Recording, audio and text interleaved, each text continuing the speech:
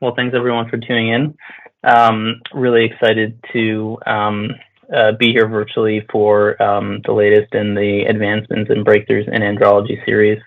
First couple from Dr. Branning and Dr. Bennett were really great. And so I'm going to talk this evening about Male Infertility Guidelines. I do have a couple of disclosures. So I work at Posterity Health, and I'm on the board of the SMRU. So in about an hour or so, I'm going to try to give a whirlwind tour of the Male Fertility Guidelines, which is a little bit of a tall task, but we'll try to do the best job that we can. I'll start a little bit with just the history and the composition of these guidelines, and this really is kind of the inaugural comprehensive male fertility guideline, which is really exciting. And I'll talk a little bit about what predated this. And then I'll get into really the meat of the guideline statements. This is a really sweeping guideline, and we'll try to distill this into a couple focused sections of the guideline that I think are particularly high yield for the general urologist, for the trainee, even for the subspecialist. And I'll try to cover some of the particular areas of controversy, kind of emerging evidence in our field throughout kind of these guideline statements where I think it's applicable. And so getting right into it, you know, before these guidelines from 2021, we really didn't have a lot, and we certainly didn't have a lot that was new and updated. So you can see just from the formatting and the appearance of these guidelines that they don't exactly look kind of fresh and clean, so to speak. So these are just a couple of the AUA endorsed and created guidelines that we had prior to 2021, and they were particularly focused. Right on the left side, you see the evaluation of the azospermic patients, so specifically azospermia. We had a guideline on varicocele, which was originally created way back in 1999, and then was kind of reaffirmed and given a new stamp of approval about a decade later. But these really were not particularly new. They had not been updated in a significant way. You actually can go on the AUA website and you can see kind of a list of all the male fertility related guidelines. The vasectomy guideline is still kind of distinct from what we're going to talk about, but everything else you can see kind of evaluation of the infertile male, varicoceles, azospermia. There have been a lot of these piecemeal guidelines over the years, and these have essentially all been sunsetted in favor of the guidelines we're going to talk about here. So kind of a combined effort from the AUA and the American Society of Reproductive Medicine.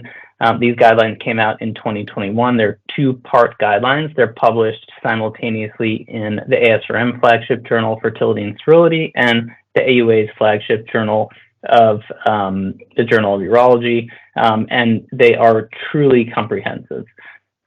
If you think about kind of what the guideline looks like as far as the composition and how this came to pass, so again, this is a joint effort from the AUA and the ASRM, but it was actually funded predominantly and exclusively by the AUA. I think whenever you're looking at a document like this, you really want to just understand where that's coming from, and you really want to understand who are the panelists, who are those who are actually creating the guideline statements. And I think the AUA and the ASRM did a really good job creating a very diverse panel as far as expertise goes. So there was obviously urologists, male reproductive specialists, there were primary care doctors, there was a laboratory medicine kind of PhD specialist when it comes to reproductive biology.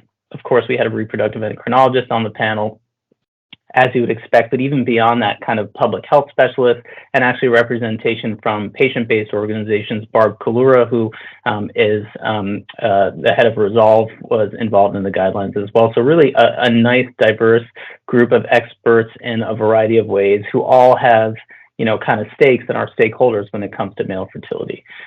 The guideline itself is a bear. So it's a really big guideline, as I said, two parts, published in both journals with 52 different guideline statements. And that's a lot of guideline statements. We're not going to get through all of them today, but they span a number of different kind of subsections that I'll try to touch on most of these over the course of this talk. So, there's some nice discussion of lifestyle factors, how fertility relates to general health. We'll get into that. Obviously, a bulk of the guideline talks about diagnosis, assessment, evaluation of male fertility and a subfertile couple.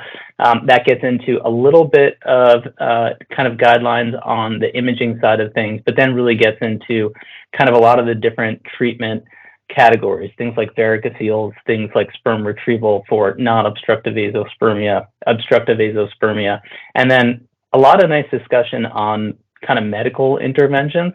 We won't have a lot of time to talk about that. And then lastly, one of the things that I was really excited to see when these first came out, there's a really nice section on gonadotoxic therapies and fertility preservation, and that's actually something that's pretty new for any AUA guideline. It's not something that's new in general. A lot of other societies have endorsed guidelines on fertility preservation, but this is really the first time we're seeing that from an AUA guideline, so that was really cool to see, and we'll get into that as well. And so I'm going to try to just get through some of these guideline statements. I've tried to pull out the things that I think are really important, that are potentially controversial, highlight some of the data that's kind of put forth in the guidelines, some editorializing here, and really put it into the context of the overall male fertility evaluation.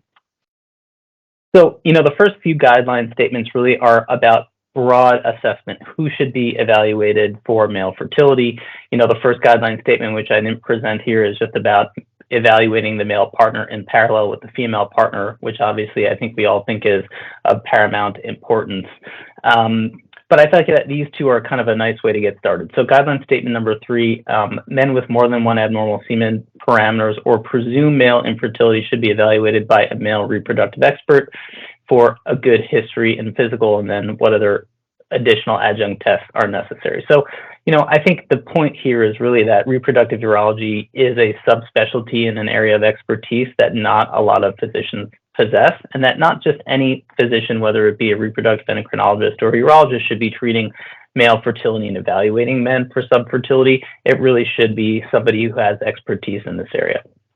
The other thing that I think is important and totally unrelated, but I think has really emerged as an area where reproductive urology expertise is also kind of solicited and needed, is the specific scenario of couples who have either recurrent failed IVF cycles, so ART-assisted reproductive technology, or those with recurrent pregnancy loss. We won't get too much into this today because there's not time, but in general, there used to be a sentiment that, once a sperm fertilizes the egg, really there's no more male partner involvement. Anything that happens from there on in is a female partner issue. We now understand that there's actually a lot of contributions of sperm DNA and kind of male factors to, IVF cycle outcomes, to couples who have recurrent pregnancy losses. There's a role for things like DNA fragmentation testing, some additional genetic testing. And so I thought this was also really nice. The guidelines are saying not only should you be thinking about the female partner in those circumstances, even then you need to be thinking about the male partner. So when a couple does come to see us on the reproductive urology side, what are some of the history and physical elements that we're thinking of? And by no means can we be comprehensive here.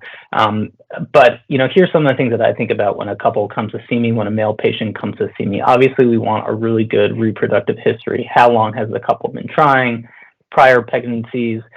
Have they been treated before? And certainly female factors we know are going to be super important: age, comorbidity, other potential female factor issues that might be coming into play.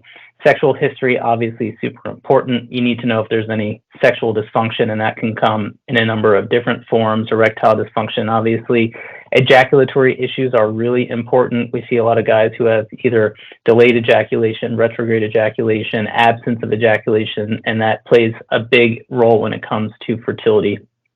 And then, of course, a good medical history, as you would take for any other patient, but there are some specific things we tend to tune into.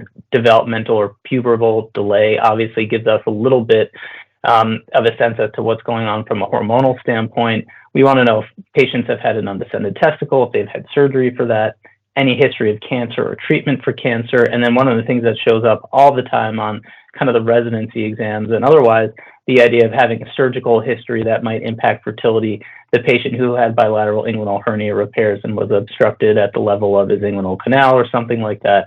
We see that all the time, and we want to kind of solicit that. Exposures are actually really important. This guideline does a pretty good job of covering the equivocal evidence for some of these things, but the stuff that I always ask about, lubricants, sometimes these can be harmful to sperm. We want to make sure couples are using sperm-friendly lubricants. Wet heat exposure is a big one, reasonable data on that. So we want to ask patients about hot tub and sauna use, things like systemic illness. There's some good data showing that if you get the flu, essentially, you can have a significant impact on your semen parameters just from having systemic illness and temperature changes. And obviously some of these other traditional exposures, tobacco, alcohol, marijuana, there's increasing evidence that all of these things can really impact fertility. Beyond that, we're also thinking about kind of medications that couples might be exposed to. So on the endocrine side of things, obviously testosterone, we'll talk about that in a sec. That's really important. And I'll circle back on how harmful exogenous testosterone can be when it comes to reproductive health. The other thing we see a lot of is finasteride. That's something we don't have time to talk about today, but there's reasonable evidence that finasteride can impact semen parameters, and there's a lot of good physiologic mechanisms by which that might occur. A lot of other medications that can impact fertility. Again, we won't have time to talk about all of this, but you really do want to be thorough when a patient comes to see you for a reproductive history. On the physical exam, again, a lot of general things we're looking for. Obesity, we know, can impact fertility. We want to look at kind of hair patterns. Gynecomastia is something we're constantly kind of searching for to make sure that there's, not a potential endocrinologic manifestation there. Something like Klinefelter's may be manifesting in that way. Scars, we talked about kind of abdominal and inguinal surgeries, but really the focus of the exam for the reproductive evaluation is going to be the penile and the scrotal exam. So really paying attention to testicular size, the consistency of the testicles. Of course, if there's a vas deferens present or absence, we see quite a few men with congenital absence of the vas deferens, and then paying attention to the epididymis, whether it's dilated, whether there are cysts there, and varicoceles, big part of the evaluation. So that's kind of the initial evaluation when a patient comes to see me, history and physical, and this is, I think, what the guidelines are trying to get at. And before we dig into kind of what the additional diagnostic tests might be, the guidelines does a little bit of a detour here to just talk about in general how male fertility is important vis-a-vis general lifestyle and general health. And I think this is really a nice section of the guidelines. Increasingly, we're understanding that infertile men or men with an abnormal semen test have higher health risk compared to the general population. I'll talk about that in a second. And then these other guidelines, I think, are increasingly are relevant in my day-to-day practice. So number 7, clinicians should advise couples that those with advanced paternal age, typically we think about greater than 40 years of age, that actually can lead to an increased risk of health outcomes in their offspring, probably also impacts semen parameters as men get older. And then the idea that some of these exposures that we talked about can be associated with male infertility. These are really important, and I find myself talking about these pretty often with most guys that come to see me. And this idea that male infertility is a window to overall health is one that's really gained a lot of traction. Mike Eisenberg out of Stanford has really been a pioneer here, but it's also important to note that this is not really a new concept. So this is a classic paper over 20 years ago now from Drs. Koletis and Sabani, looking at kind of the prevalence of medical comorbidities or medical pathology discovered during an evaluation for fertility. And the number is not insignificant. And since then, we've really gotten very sophisticated about kind of our understanding of the interplay between general health and male fertility. One way is that really plays out is the idea of metabolic syndrome. There's a lot of ways that metabolic syndrome and infertility can interplay with one another. And there's a lot of different ways to think about this. This is just one of a couple of diagrams that I think can be really helpful, but I like this one where we think about this in many ways from an endocrinologic perspective. So we know that obesity can impact the endocrine system in many ways. When we think, for example, about adipose tissue, we know that's where there tends to be conversion from testosterone to estradiol. That's where there's high concentration of aromatase. And so somebody with more adipose tissue is potentially going to aromatize more of their testosterone. We'll talk a little bit about the HPG axis in a second, how that might play out.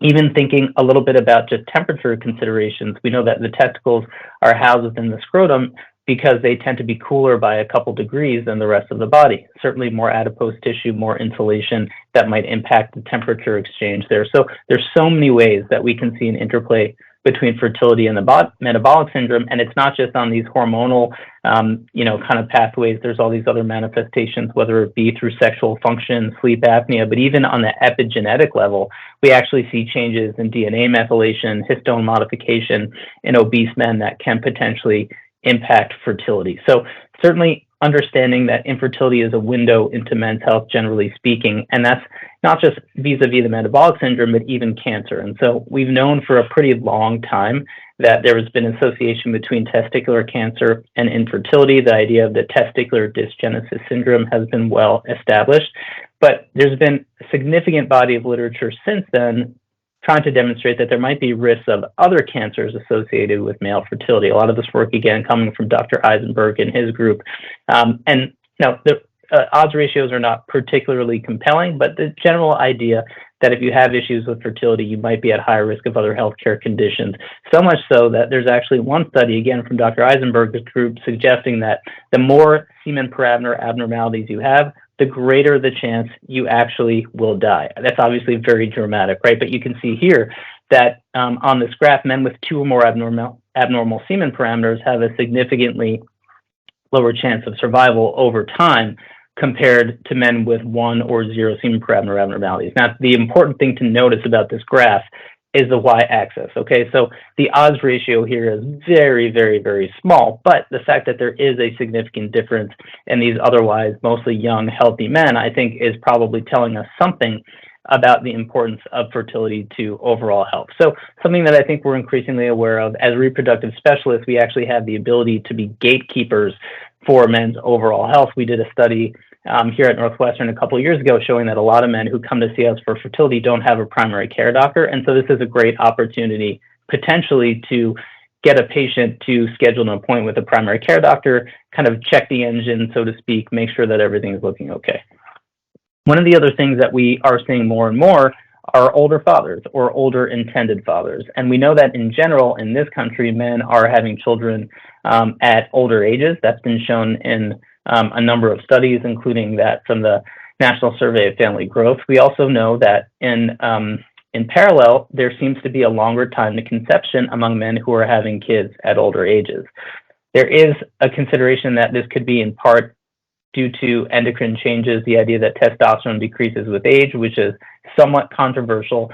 But it does make sense that given the fact that as men are longer on this earth, they have an increasing number of spermatogonial stem cell divisions, you could potentially see changes that would impact sperm, right? You could potentially see increased DNA fragmentation, higher rates of sperm aneuploidy, and that this stuff would translate into an increased risk of birth defects and morbidity in offspring. And all of those things seem to be true.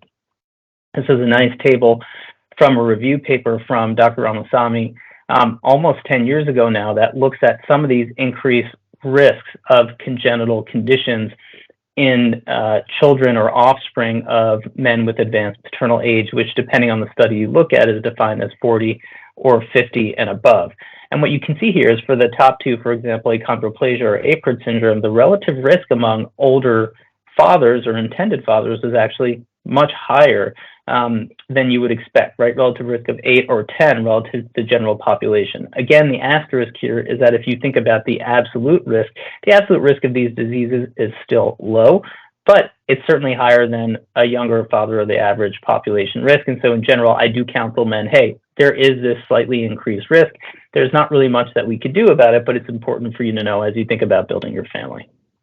But that's kind of, I think those first two sections are really kind of like the entry point for the guidelines. And then it gets really into the nitty gritty, and there are a lot of guideline statements about diagnosis. So guideline statements 9 through 20 are about diagnosis of male fertility. I try to break this up a little bit so that we can get through it. But I think these first few guideline statements are really kind of the cornerstone, the first two in particular of the male evaluation. So number one is that results from the semen analysis really should be used to guide the management of the patient. And in general, the results are of greatest significance when multiple abnormalities are present. So that's guideline statement number 9. The more semen parameter abnormalities, the more significant that tends to be, and I'll talk about that on the next slide. The other thing is kind of what do we do beyond the semen analysis, and that's where we have the hormonal evaluation. So I think this is a nicely written guideline statement number 10 that you should do a hormonal evaluation, which should include FSH and testosterone in infertile men when a number of factors might be present. If they have symptoms of low testosterone like low libido, issues with erections, if they have really severe semen parameter abnormalities, so if they're oligo or azoospermic, if you have some sort of exam finding that leads you to do that stuff, or if there's any other thing that might tip you off to having and hormonal abnormality on their exam or their history. So I think these are kind of the bedrocks of the diagnostic approach beyond the semen test. I think number 15 is important. Sperm DNA fragmentation not recommended as an initial evaluation of the infertile couple. This is kind of specialized testing that I won't get too much into today, but there are some reproductive endocrinology clinics, urology clinics that are reflexively testing sperm for DNA fragmentation at the initial evaluation, and I don't think we really have great data to support doing that. DNA fragmentation is really indicated for some very specific indications, and so I think it was nice to formulate a statement here to say, hey, we shouldn't really be doing this across the board, only in a really thoughtful way. So that guideline statement number 9, the idea that the greater the number of abnormalities present, the greater the significance, is really a classic consideration when it comes to the male evaluation, and comes from a classic paper from Guzik et al. In the New England Journal of Medicine.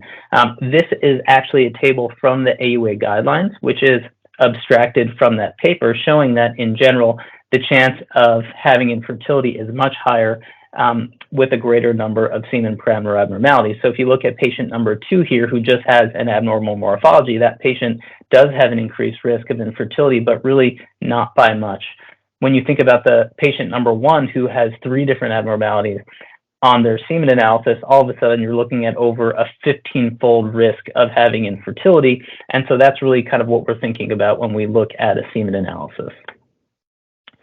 Guideline statement number 10 was the one talking about hormonal evaluation, and that really all comes down to the HPG axis, the hypothalamus pituitary gonadal axis.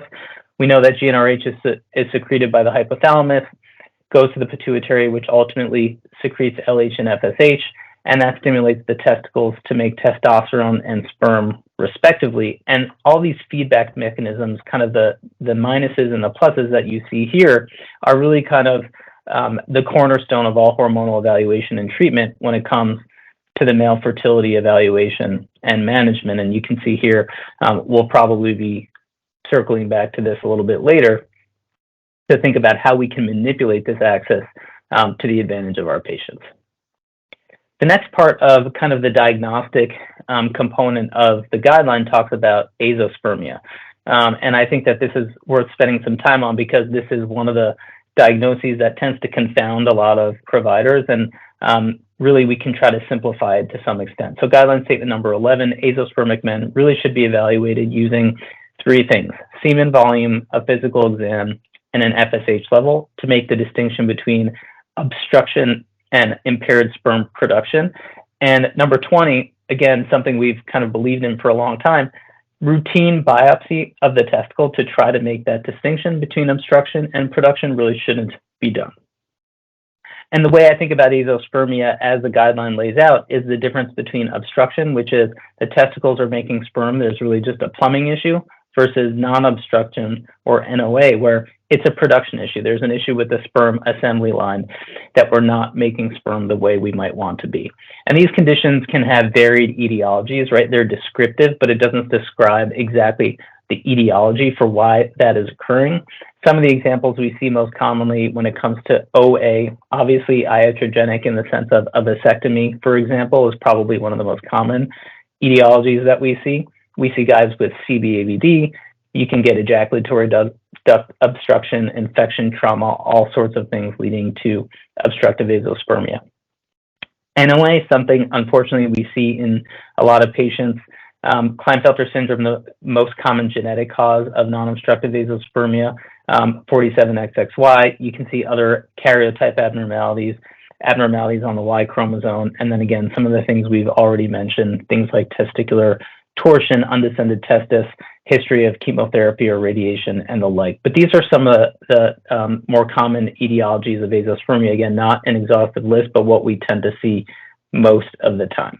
So when I see an azoospermic patient, thinking back to that guideline about volume, exam, and FSH, the first thing that I tend to think about is the semen volume. If somebody has low volume azoospermia, then I have a little bit of a direction as to what might be going on based upon the pH of that low volume semen. And so low volume, low pH semen tends to be indicative of obstruction. We know that seminal vesicle fluid is alkaline, that prostatic fluid is predominantly acidic. And so when we see a low pH it means that most of that seminal vesicle fluid is not making its way into the ejaculate, and there's probably some degree of ejaculatory duct obstruction.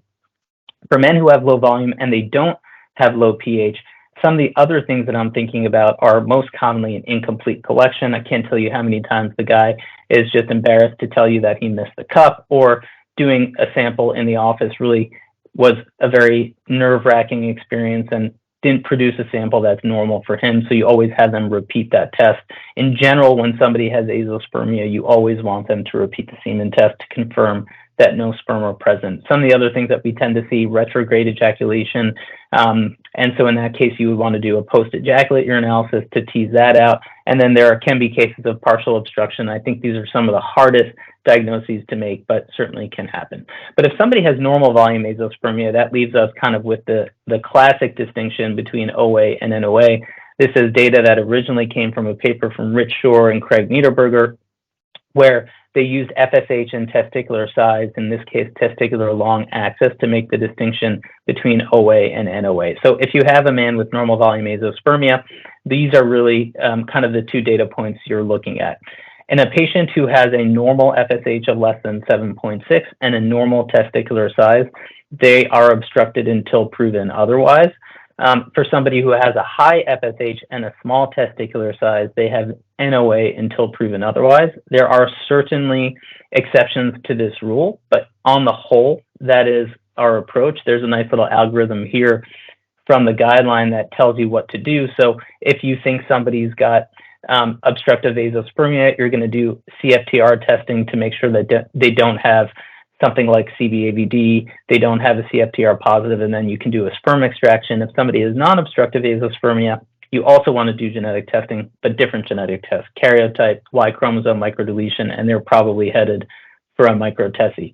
There is this dotted line in the middle indicating that there are some guys for whom it is reasonable to do a testis biopsy. One of the common circumstances is if somebody has a normal FSH, but a normal testis size, and there's really no history that speaks or raises a red flag to obstruction, that's when we start to think about stuff like maturation arrest, which classically is a non-obstructive azoospermia picture, but with a normal FSH. And so in those situations, you might want to think about a biopsy. But on the whole, semen volume, FSH, and testicular size and the exam can really, most of the time, make the diagnosis for the azoospermic patient. One of the other things I think is important in the guidelines here is their brief comments on imaging. So scrotal ultrasound, really not something we need to do routinely. My mentors always made it very clear that a good physical exam is really important when it comes to the male reproductive evaluation. Most of the things we're looking for, varicocele, CBAVD, testicular size, we can discern based on a physical exam. So scrotal ultrasound is not something you should be doing routinely for the male evaluation. The other guideline statement that's almost certainly going to be showing up on the SASP test and is a departure from what we used to think is, and this is kind of a one-off statement, but I think it's important to highlight because it's different, is what we do for men who have a unilateral, isolated, right-sided varicocele. And we'll talk a little bit about varicoceles later in the evening. But essentially, it's pretty uncommon to have a unilateral right-sided varicocele because varicoceles are more common on the left. And it used to be the conventional thinking that if you had a varicocele on the right side, that was indicative of some sort of really ominous retroperitoneal pathology. Now, we've changed our tune on that a little bit. Certainly, if you have a very large, isolated right varicocele, and if there are other findings, you want to be looking for abdominal imaging, you want to be ruling that out. But for someone who has a small or even just a moderate right-sided varicocele, we don't really need to make ourselves crazy and do retroperitoneal imaging on all of those patients. So, the guideline statement for diagnosis and imaging are really broad and vast, so 9 through 24. I think to distill them here, there's a few things you want to do, right? You want to check a semen test on all these men when it's appropriate, depending on their symptoms and their exam. You want to get them hormone levels. You want to do genetic testing on the azoospermic patients, and you want to tailor that to OA versus NOA. And, you want to just really think about the azoospermic patient very carefully. What you don't need to do is routine scrotal ultrasound or even routine truss. I definitely see patients who come from other providers who are getting truss as kind of their baseline male fertility evaluation. That's really not necessary. We talked about DNA fragmentation as well. The other thing that gets mentioned here is anti-sperm antibody testing. There's a recommendation that we don't really need to do that.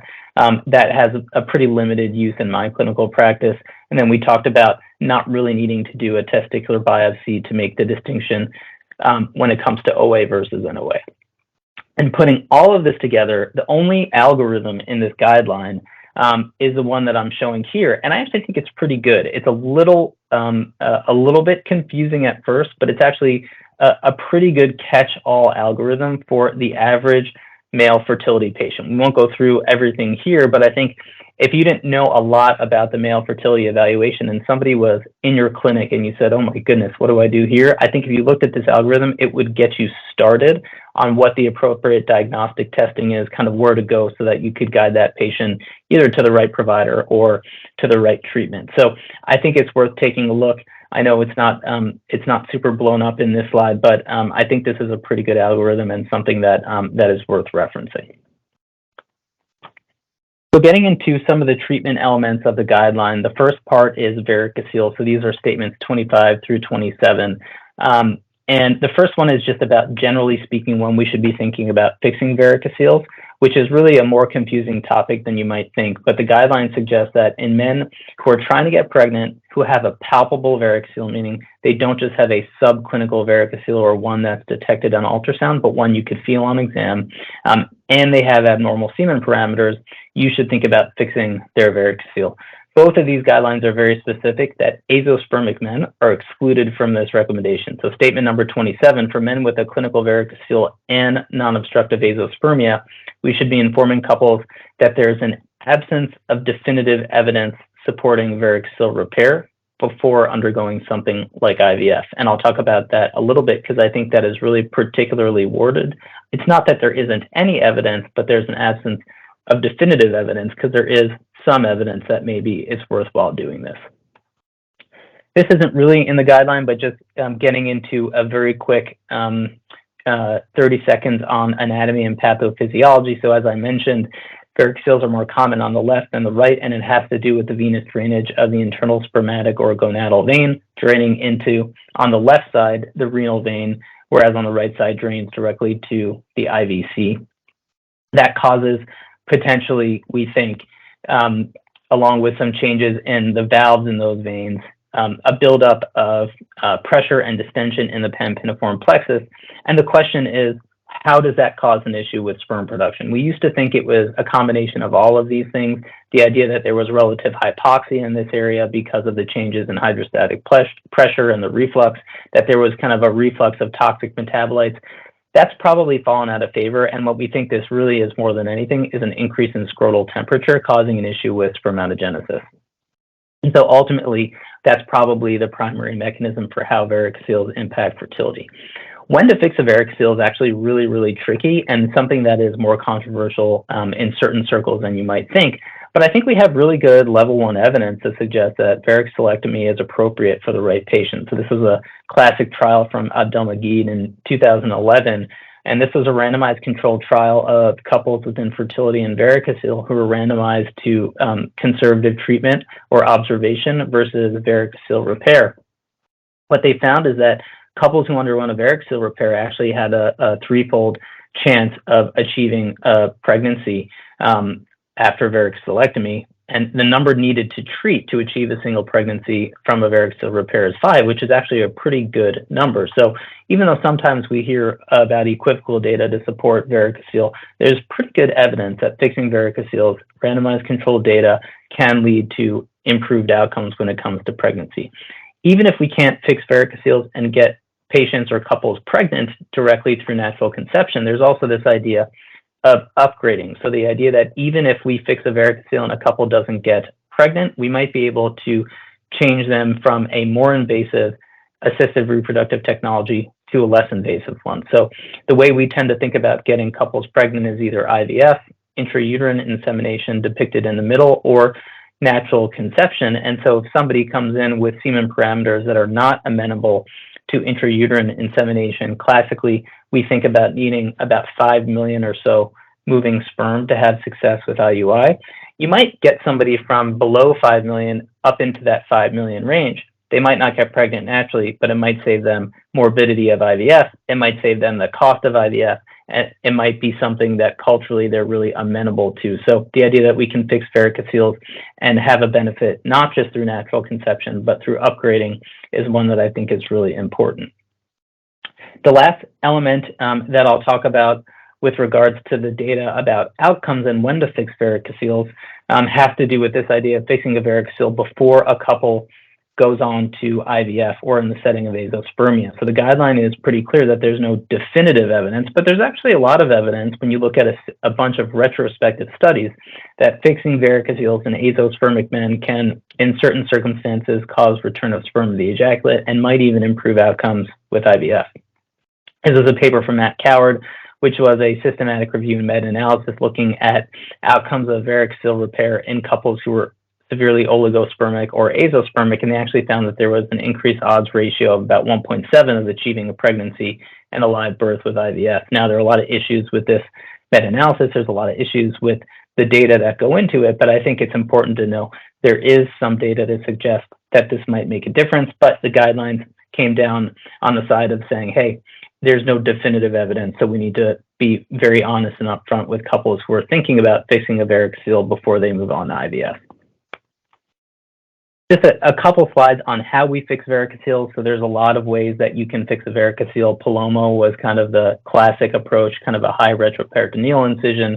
There are inguinal approaches, there are subinguinal approaches, and then laparoscopic embolization, sclerotherapy. Some of these have fallen out of favor. I'd say probably most common that we see is the subinguinal microsurgical approach, or the interventional radiologists who are doing embolization, and they've gotten a lot better at that over time. I think the outcomes now are better than they once were, and those are probably the two predominant mechanisms for varicocele repair. Complications tend to be pretty limited. The chance of recurrence is one that obviously we care about. Some men will get a hydrocele, and then very rarely could you see testicular loss or tying off veins in the spermatic cord. There's a chance, small, but a chance that we could potentially impact the arterial blood flow to the testicle, and I'll talk about that in a couple slides.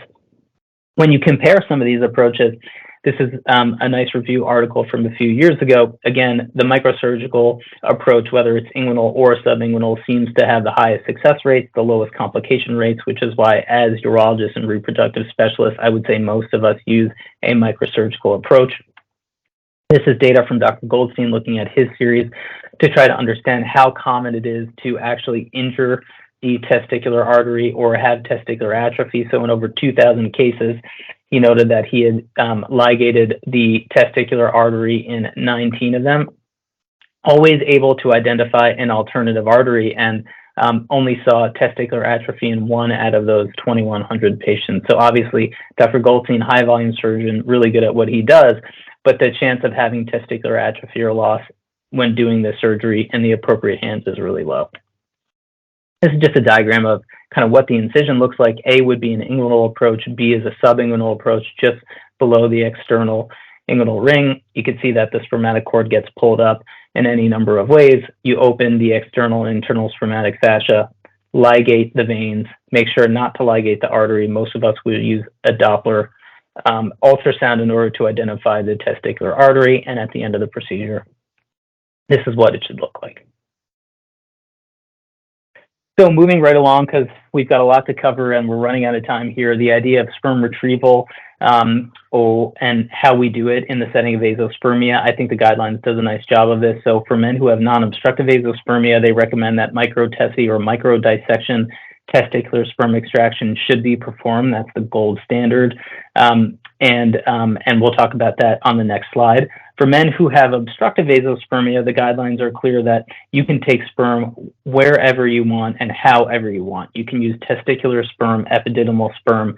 You can use a fresh sample, in other words, try to time that sperm retrieval to a couple's egg retrieval, or you can do this in a cryopreserved fashion, take sperm from the testicle, freeze it, and then use it another day at the time of egg retrieval.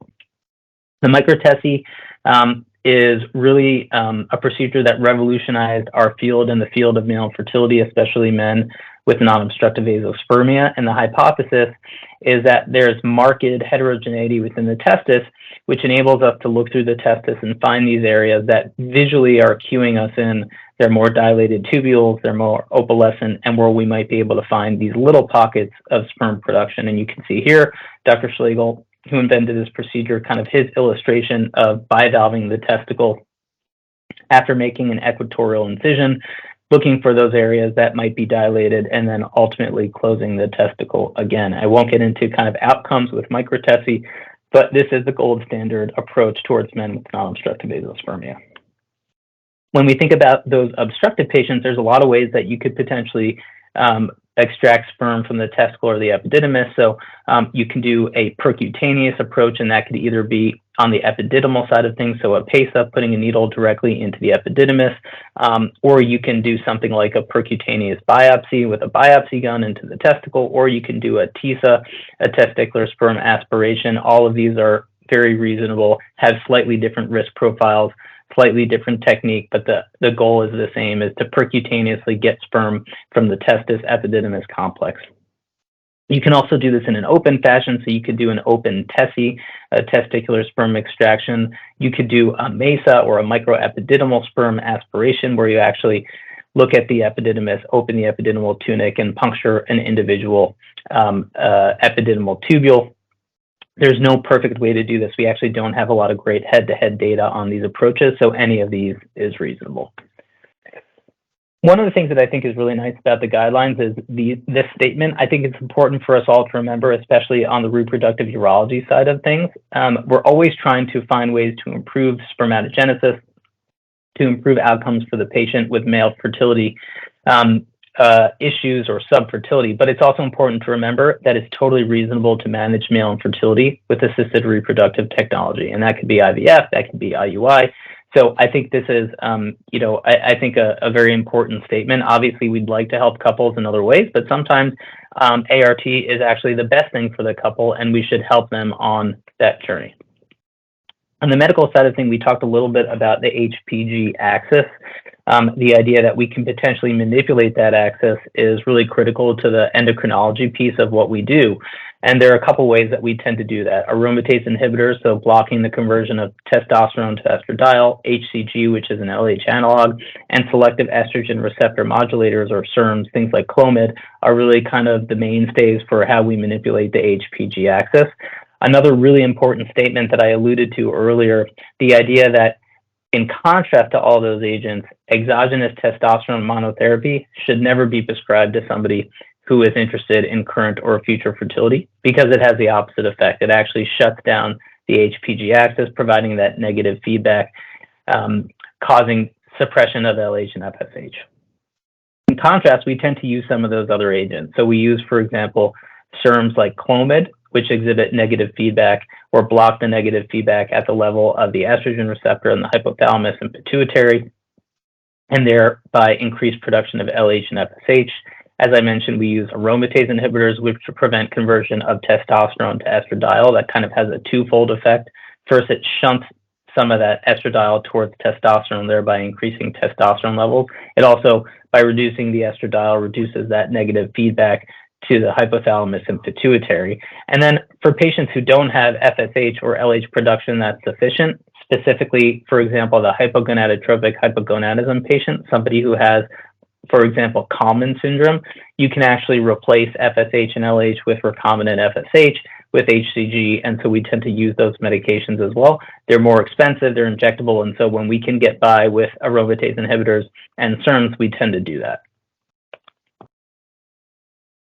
Just to really hammer this home, because it's one of the important concepts throughout the entire guidelines, the idea that exogenous testosterone is bad for male fertility. In fact, a few decades ago, the WHO conducted some trials looking at testosterone exogenously as a male contraceptive agent, and it actually performed better than you might expect. And so we know that a lot of men are seeing direct-to-consumer testosterone clinics. Our group has done some research on this as well. We know that those clinics are now counseling men as they should be when it comes to fertility. I saw a patient just this morning who's trying to have a baby who's on exogenous testosterone.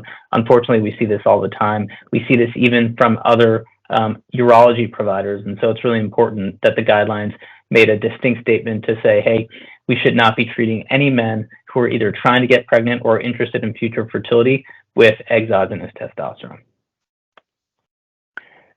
So the last part, and then we'll wrap up, is these last few guideline statements on fertility preservation. And as I mentioned, I think this was really important. We didn't have anything from the AUA prior to this.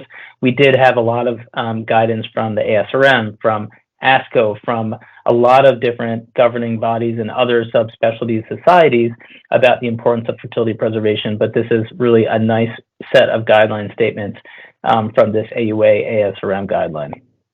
I highlighted a few of the ones that I think are most critical here. The idea that clinicians should discuss the effects of gonadotoxic therapies and other cancer treatments on sperm production with patients before they start therapy.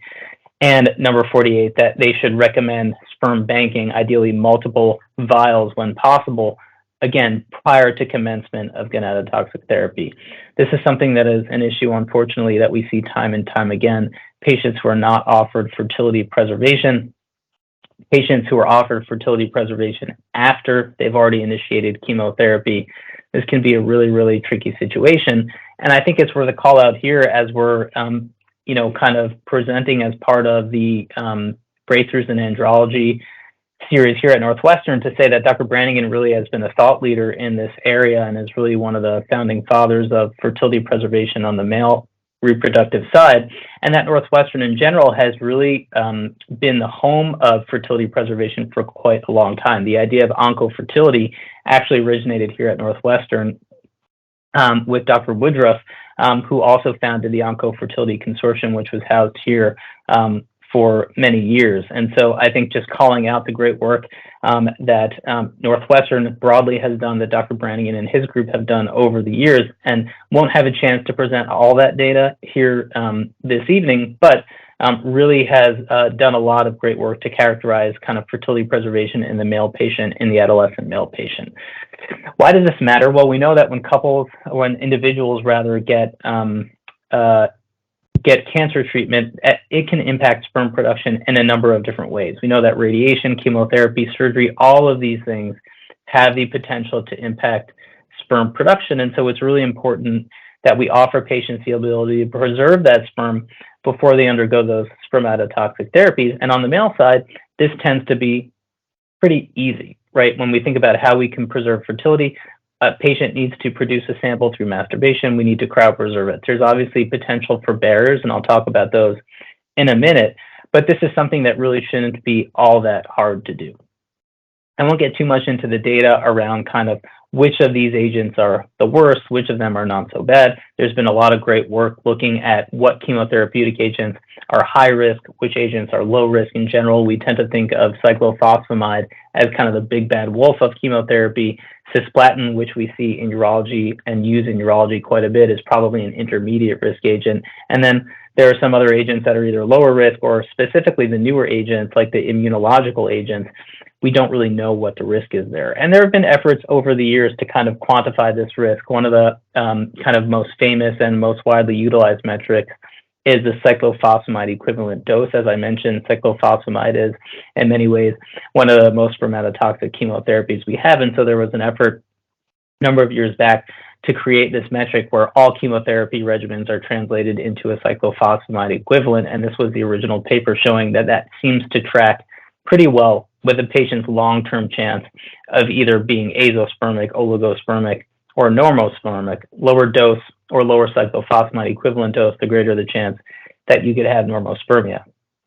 However, as you can see from this chart, it's not perfect. And so we have guys on the bottom left who have a very low cyclophosphamide equivalent dose, but are azospermic. And we have guys on the right who have a pretty high cyclophosphamide equivalent dose and are normospermic. And so for that reason, we really recommend thinking about fertility preservation for any patient that's going to get a spermatotoxic therapy, because we're just not very good at predicting what their long-term outcome will be.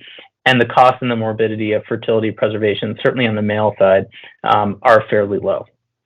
That being said, there's a lot of reasons why oftentimes we see patients bypassing fertility preservation. And I tend to think about this as kind of patient-related factors, physician-related factors, and system-level factors for why a patient who has a new cancer diagnosis might not undergo fertility preservation. Certainly, sometimes it's a cost issue. It could be a religious issue with producing a sample. It could be a cultural issue. And certainly, it can be an acute clinical issue. Oftentimes, patients who have a new cancer diagnosis are sick, they're in the hospital, they're not feeling up to it, they've got a PE, they've got bigger fish to fry.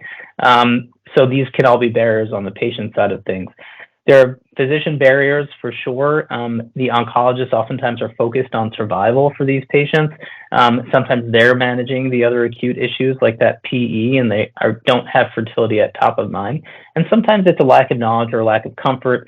Again, calling out Dr. Brannigan, who's done some nice studies looking at physician knowledge and comfort when it comes to fertility preservation. And sometimes the providers just don't have the expertise that they want or that they need. And there are system level factors as well. Sometimes you want to preserve fertility and you don't have a lab, right? Or you don't have a reproductive specialist or somebody to help the patient through the process. And so, again, calling out some of the great work from Northwestern, this was a paper that was published in the Journal of Urology documenting the Northwestern experience. I know Dr. Brannigan is here. I think I saw Kristen Smith on the talk as well. Their great work here, kind of creating and then demonstrating the impact of a formal oncofertility program, where they had a number of teaching and training sessions for the nurses and the physicians. Dr. Brannigan gave grand rounds. They instituted some EMR prompts and, of course, a dedicated patient navigator. All of these things were able to increase the number of men who had consultations for fertility preservation and the number of men who banked. So, this is just a real, kind of quick spiel on fertility preservation, but I think it's great that this made it into the guidelines. There's some really useful guideline statements about it. I would encourage everyone to check it out. And again, a lot of this is, the groundwork has been laid by the great work done here at Northwestern. So hopefully I've given you what is a little bit of a whirlwind tour of a really, I think, quite good and quite vast two-part guideline from the AUA and the ASRM. We covered a lot of topics here, hopefully touched on some of the areas of controversy and kind of emerging evidence in our field. But generally speaking, I'd say these are really great guidelines. I think it's great for the residents. Check out the algorithms, check out the tables, and this should be a great reference for all of us for years to come. Thank you, Dr. Halpern, for that amazing presentation. We're going to open the floor up to questions. I had a question, Josh. Thank you so much for that presentation. That was really comprehensive and a great resource for all of us. And I always learned a lot from your talks. I think you expanded on a lot of areas that are important to ponder deeply beyond the statements, the guideline statements. One thing I'm wondering if you could comment on is the guidelines talk about, not fixing a varicocele in the setting of azoospermia, an area that I think has some controversy, and I think some of us are wondering what your thoughts would be. Fixing a varicocele in the setting of an isolated morphology deficit. Do you have thoughts about that? Certainly we see a lot of patients who come to us because they've got abnormally low morphology. What's your thought process on that? Yeah, so I think, I'll tackle the second question first. So in general, I tend to be somebody who doesn't put a lot of stock in morphology, varicocele or no varicocele. So, I think there's some pretty good evidence that morphology is not a great reliable parameter for a number of different reasons. There can be a lot of variability in morphology from sample to sample. There's a lot of variability in morphology reads from lab to lab. There was a nice secondary analysis from the MOXIE trial, which is actually a trial of supplements for male fertility, that sent semen samples to really outstanding laboratories all over the country. And so all the sites in the MOXIE trial sent a sample to their local lab, which was only, really A+ labs, and then they sent that for a central review to another great lab, and there was essentially no concordance in the morphological assessment. So I think as a metric, it's actually in and of itself not a great one.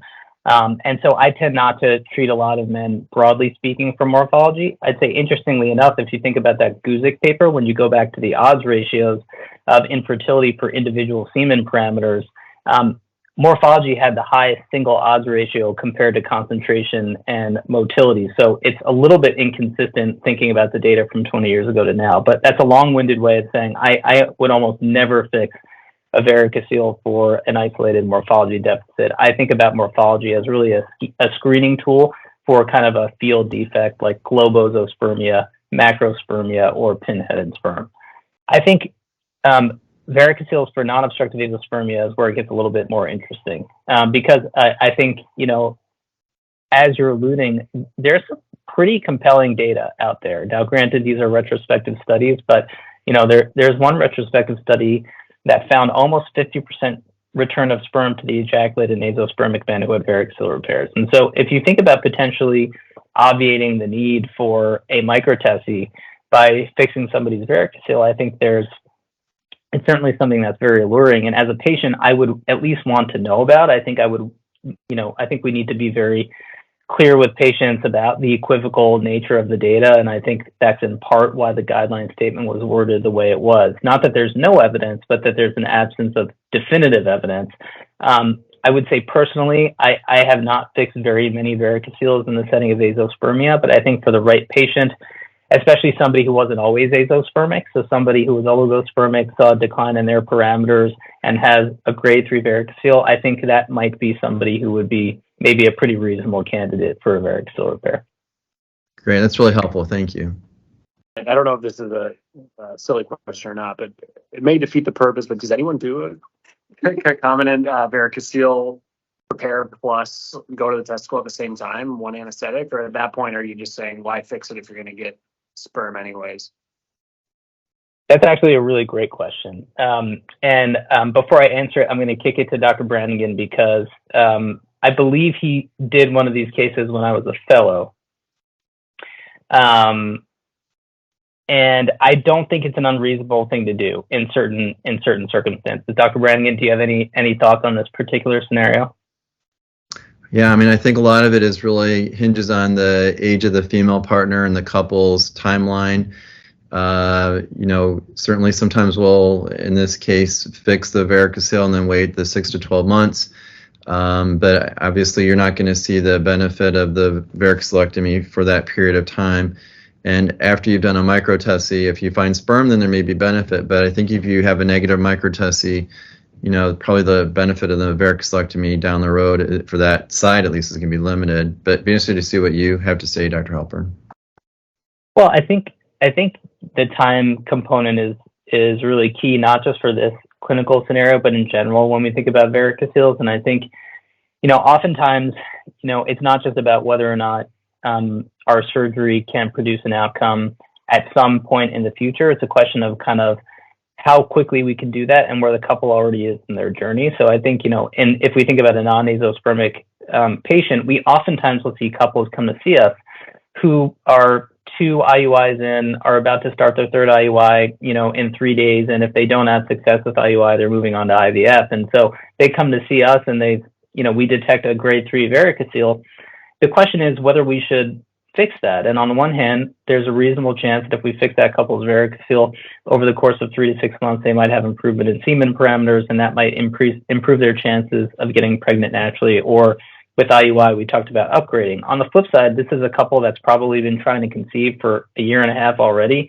Do we want to put them through the additional waiting period of scheduling surgery, getting surgery, waiting on average 6 months to see those parameters improve? Oftentimes, couples are really not interested in that particular timeline. So I think we really have to think about, as Dr. Brannigan said, in all these scenarios, female partner considerations, age in particular, amount of time they've been trying to conceive, and what their general kind of timeline looks like.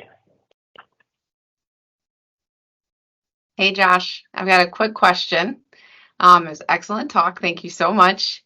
What are your thoughts on men who are wanting to bank sperm because they're getting older I'm seeing a rush of this as we see a lot of patients wanting to bank their eggs as they're getting older. I'm now seeing a rush of patients calling me saying, oh, I don't have anything going on. I'm just going to be, 45 and I think I should bank my sperm. What are your thoughts and how would you counsel a patient in that scenario?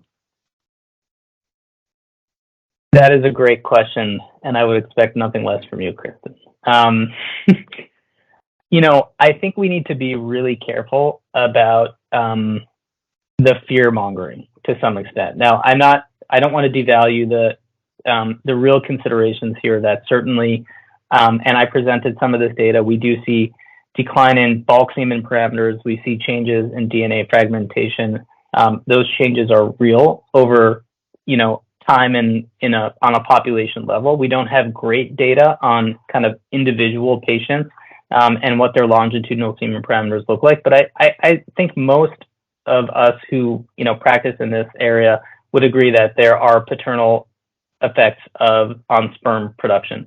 The question is, how drastic are they, and how much are they kind of counterbalanced if we're thinking about cryopreservation by the harms of the cryopreservation process? And you know about these better than any of us do, right? I mean, the idea that DNA fragmentation increases during the freeze-thaw process, the fact that we're going to be losing a significant proportion of the sample when we think about the bulk semen parameters when someone's freezing and thawing, I think is something that we need to think about when we talk about freezing sperm for paternal age alone. So, it's interesting. I actually haven't had a lot of guys, and I don't know, Dr. Brannigan, what your experience has been. I haven't yet had a lot of guys come to see me for this. I think the honest reason for that is that it's happening in the direct-to-consumer arena. I think a lot of those patients are not coming to see reproductive urologists. They're finding cryopreservation options directly online and in other ways. But I actually haven't seen all that much. What do you think, Dr. Brannigan? Yeah, I agree. Maybe 2 or 3 patients a year mention it, but that's about my experience. So not very many. But I think as some of this work, Dr. Eisenberg's and other work becomes more prominent, maybe we will see an uptick. And I think you're right. A lot of patients are taking advantage of the direct-to-consumer services for semen analysis and cryo. And I think we need to be mindful of the cost because a lot of those direct-to-consumer services, and even others that are recommended by our team, for example, I mean, the cost of storage over time is not insignificant, so there is a real potential for financial toxicity in having folks bank who might not really have a good indication for it. So I think it's something that we will certainly continue to see, but I just don't know what the right answer is. One last quick question, Dr. Halpern. So the guideline statement, one of the statements you highlighted, advises against testosterone monotherapy.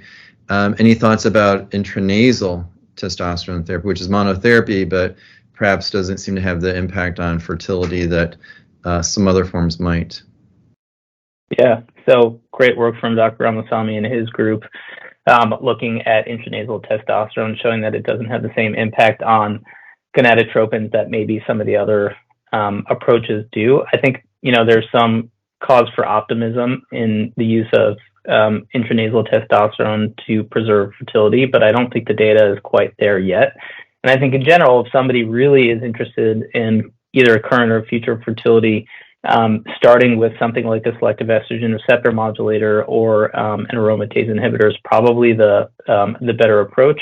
I'd say anecdotally, I don't have a lot of guys who have been symptomatically happy with intranasal testosterone. I think the method of administration is a little uncomfortable. Having to do this 3 times a day, which is kind of the recommended dosing, sometimes is annoying for guys. And so I haven't used it in any, kind of tremendous way in my own practice. And if somebody was really serious about their fertility, I would probably stay away from testosterone, even if it is intranasal, but we'll look out for more data from that group. Great. That's really, really helpful. Well, I think we're probably at the end of our time. Dr. Halpern, thank you so much for, again, an amazing talk. You covered the guidelines and with great precision and always, again, go beyond the guidelines with just wonderful information for everyone. So thank you so much for your talk tonight, and to all those listening now and asynchronously in the future, thank you for participating. Good night.